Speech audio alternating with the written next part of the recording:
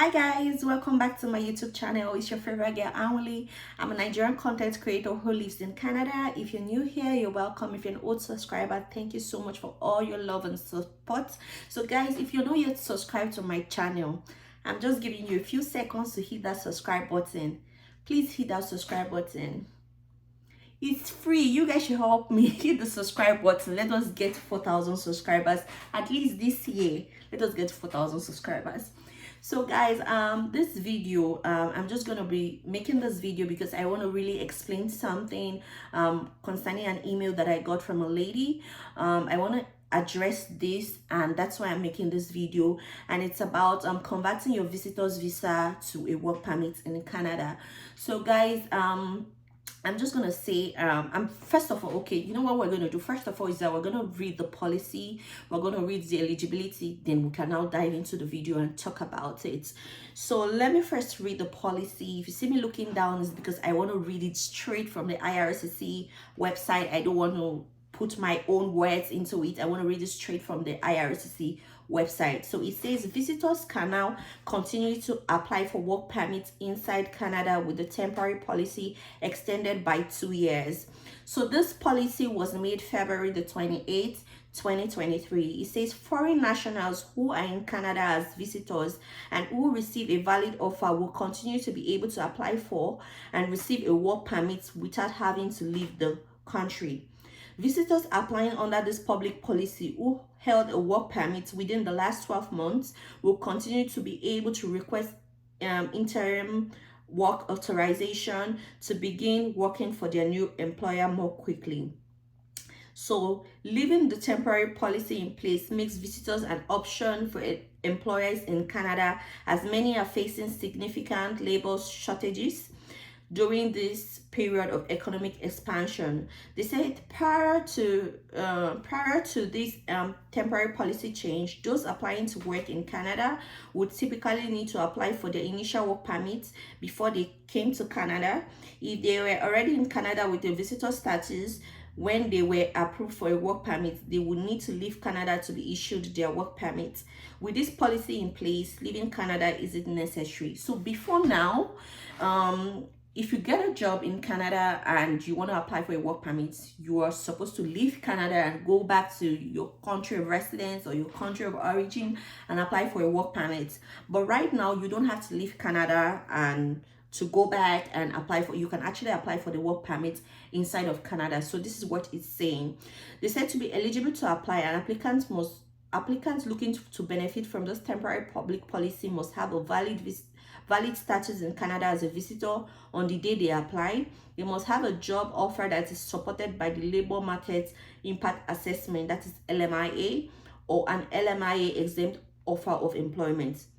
And they must submit an application for an employer-specific work permit no later than February of 2025, and they must meet all other standard admissibility criteria.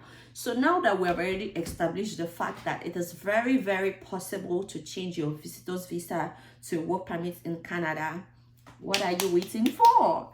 Go and apply for that visitor's visa. But I want to also say something.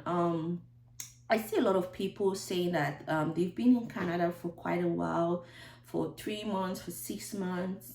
They've not gotten the job, that they've not even gotten a job offer. Let's be very honest, they've not gotten a job offer.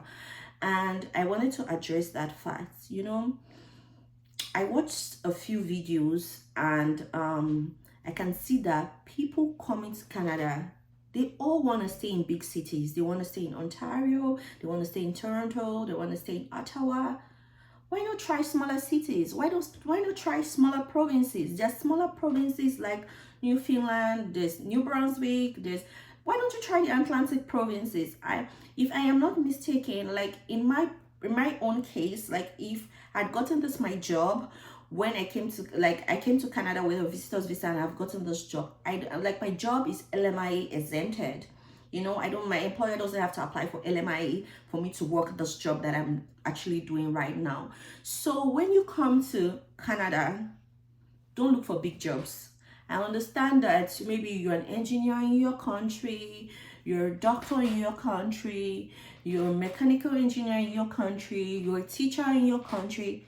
That's good. That's your country, right? I'm just going to be very honest here, and I know some people may not really appreciate it, but the jobs that you're looking for sponsorship for, I don't think like, quote me if, like, say to, like, you guys should just say it in the comment section if you feel like I am wrong, but I don't think it is possible for you to get a job as an engineer with a visitor's visa. That's just the plain truth. The kind of jobs I see for sponsorship are mostly things like dietary aides, farm workers, caregivers, nurse aide, continuing care assistants, and I am not seeing those jobs on big provinces. I'm not seeing them in Toronto, I'm not seeing them in Ottawa, I'm not seeing them in like British Columbia or in Alberta or in Calgary. I'm not seeing those kind of jobs there. Where I'm seeing those jobs are in smaller provinces like New Brunswick, Nova Scotia, and PEI, in Newfoundland. So first of all, you have to have the mindset that I am coming to Canada and that I'm going to do for the rest of my life. This is something I'm just going to do for the meantime to get my work permit, and maybe in a year I could apply for permanent residence. So this is just like, okay, I'm going to say it is a survival job. It is a survival job. I've seen a lot of Indians that are medical doctors. They come to Canada and they start as taxi drivers. Does it mean that they don't want to practice? No, they've not gotten their license. Probably they've not taken their exams. They've not, like, you just have to take it. You just have to have it at the back of your mind that these jobs are just survival jobs. These are jobs that I have to do for the meantime until I could get my feet on the ground and get my PR, get my work permit, get my PR, and move to the next stage of my life. So I'm gonna just say something. I was speaking with somebody and I was just like advising the person and saying to the person that, oh, if you're gonna take this route and come to Canada, I want you to be aware that mostly okay, first of all, before I say this, I know a lot of people that came to Canada on a visitor's visa and they worked in a fish farm. They worked in a fish farm for a year. After a year, they applied for their permanent residence, and after applying for their permanent residence, they brought their family over.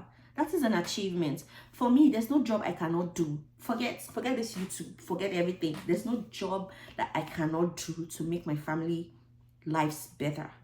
And I think that is the mindset every immigrant should have at the back of their mind, that they're coming here to do the survival job. It's not going to be forever. It's just for a period of time, you know.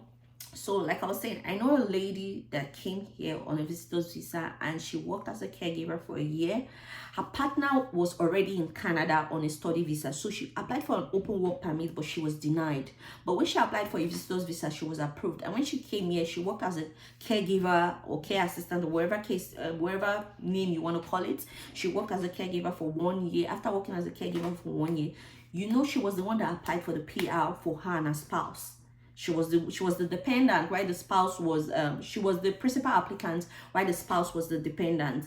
So don't forget that the spouse has been here schooling in Canada for a period of 2 years.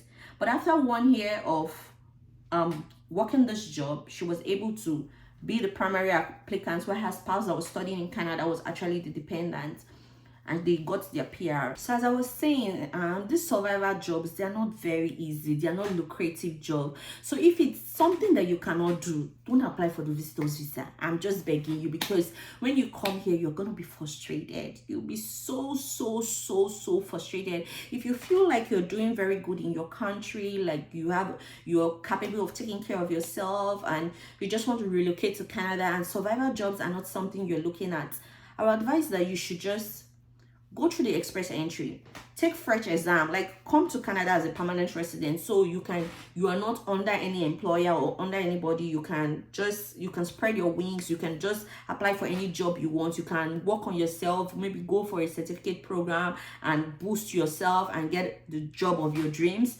But if you're thinking of coming to Canada as a visitor, I'm begging you, I'm telling you guys, because I really love you guys. I'm not saying it is impossible to get the job of your dreams, like first, like with sponsorship, maybe you're into tech, but it is very, very rare. I haven't seen anybody. It's not impossible, but like I said, I haven't seen anybody that got sponsorship right from maybe Toronto or right from Calgary. I haven't seen anybody, and I've spoken to a lot of people. Like I know more than 50 people that left Toronto to come work in this PEI. I know more than 50 people that have left Toronto to come work in PEI because they needed sponsorship, and it's very difficult to get in Toronto. Like I was saying, I was speaking to a guy and his family. They wanted to move to Canada and they were thinking of this visitors visa route. And I remember telling them that look at the kind of jobs like you will be seeing here, because they are like friends of ours. So I was trying to explain to them, and they kept saying, we can't do this job, we can't do this job, we can't do this job, we can't do this job. I'm like, if you guys can't do this job, my suggestion for you guys, because they actually do qualify for express entry, my suggestion for you guys will be, try to boost your score on the express entry pool. Like if you have to go do masters, go and do masters. If you have to take French exam, go and do French. Yes, you have to. If you know that you're not in for survival jobs, then go and do this. Okay, that being said, one of my subscribers reached out to me. She was invited for the New Brunswick information session. For you, those of you that you don't know what that is, I'm just going to leave a link of how I relocated to Canada with my family. So this lady, she's a nurse. Shout out to you. She lives in Germany and she applied for it, and they sent her an email that she has been invited. So I'm just fingers crossed, I'm praying for her that she gets the job offer, or she gets an invitation to apply for PNP for New Brunswick. And that being said, I'm also going to put a link down below for Newfoundland. They're having also an information session for people in Africa. So if you're interested in that, just click the link and register for that. I hope you'll be able to get a job out of it, or you're going to at least get something, you know, something about Newfoundland and the requirements for you to apply for provincial nomination or how to migrate to that province. So if this video was something you liked or you love, please give this video a huge thumbs up. Subscribe to my YouTube channel. You guys subscribe. Please subscribe to my YouTube channel.